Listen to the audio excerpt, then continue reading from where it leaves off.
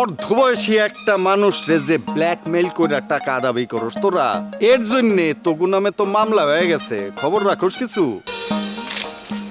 এই রমিও,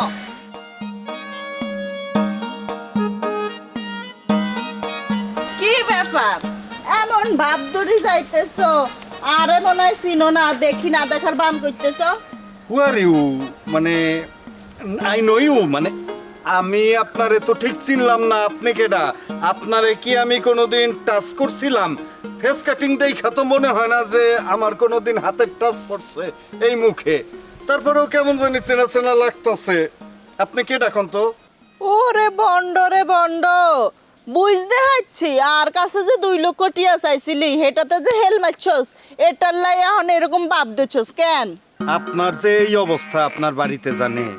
আচ্ছা, আপনি কি পাগলা গারদ থেকে পালায় ঠেলায় আসছেন, নাকি এই ধরনের উল্টা পাল্টা এই রোমিওরে বলতেছেন পাগল ছাগলের মতো, নাকি ডেট এক্সপায়ার গাঁজা সেবন করছেন? কোনটা? ইরে রমিও, বারে কিন্তু বেশি হয়ে গেছে। আই মাইয়ে মানুষের নেশা করবো, ছাগলামির একটা মাত্রা আছে। এইটা ঠিক বলছেন অবশ্য। আমি একজন কাজ পাগল মানুষ। আমারে দাঁড় করায় আপনি ভীষণ ক্ষতি করলেন। কমপক্ষে 10,000 টাকা এই সময় ইনকাম হয়ে যেত আমার। ক্ষতির কি দেখছস? ক্ষতি তোর আরো করমু। এলাকার লোকজন তোরে বাটপার হিসেবে চিনে, তোরে কাছে পাইলে একদম ফিরেন না লাগে দাওয়া করবো। নগদে 500 টাকা বা তার বেশি পেমেন্টে পেতে পারেন ঢাকায় জমিসহ 20 কোটি টাকার পুরস্কার। বাটপাড়ির জায়গা পাস না, তাই না? আমার লগে বাটপাড়ি করস? এত বড় সাহস হয়ে গেছে তোগো 2 বান্ধবীর।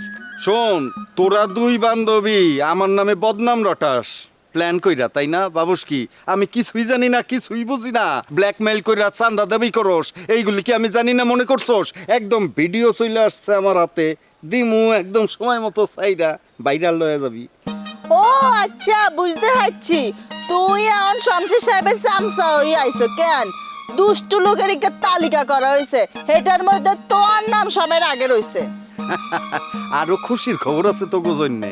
এইরকম অর্ধবয়সী একটা মানুষ রে যে ব্ল্যাকমেইল করে টাকা দাবি করস তোরা, এর জন্য তোগু নামে তো মামলা হয়ে গেছে। খবর রাখোস কিছু? আরে হুন, শমশের সাহেব হচ্ছে আনগো 2 বান্ধবীর বন্ধু মানুষ লাগে, বুঝছি। এ আনগো নামে কোনো কথাই কইতো না।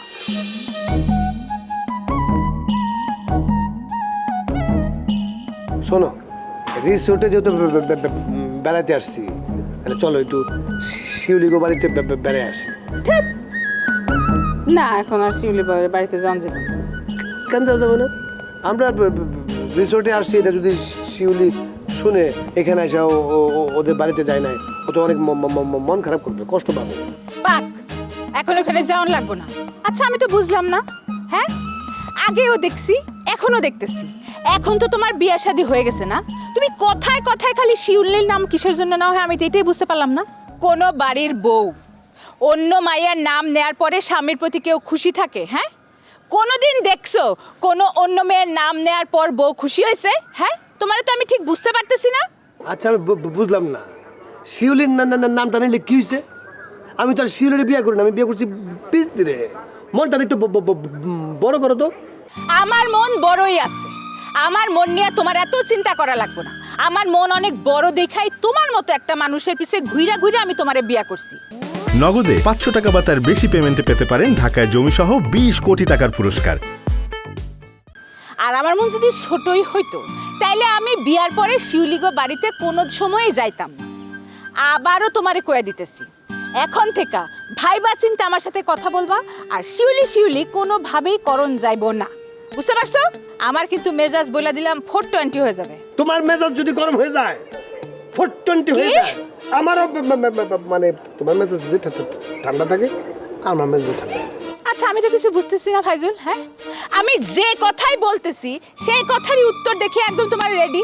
হ্যাঁ, আমি যেইটা বলবো সাথে সাথে তুমি সেইটারই উত্তর দিতেছো কেন? হ্যাঁ, কেন? আমি হলাম যুক্তিবাদী মানুষ, যুক্তির বাইরে আমি কোনো কথা বলি না। আমার সামনে কেউ যদি যুক্তি ছাড়া কথা বলে, আমার তখন পা থেকে মাথা মতো একদম আগুন জ্বলে ওঠে। কি খবর বুঝলি? বিয়ে করে দুলা ভাইরে ভুলে গেলে? হ্যাঁ, কি বললেন এটা দুলা ভাই?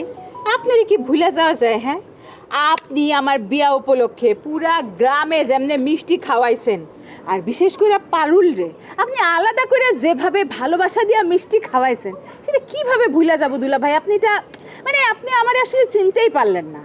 আপনারা ধন্যবাদ দেবার জন্য তো আমরা এদিকে আসছিলাম, আইসে আপনারা পায়ে গেছি। পায়ে গেলাম। ফাইজুল, জি আমার লগে চাপা মেনে না তো। তোমরা যে কজন বন্ধু আছো সবাই চাপাবাজ, আমি চিনি সবটি।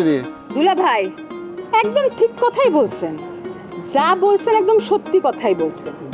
দুলাভাই হয়েছে নারীবাদী পুরুষ, সবসময় মেয়েদের পক্ষে কথা বলবে।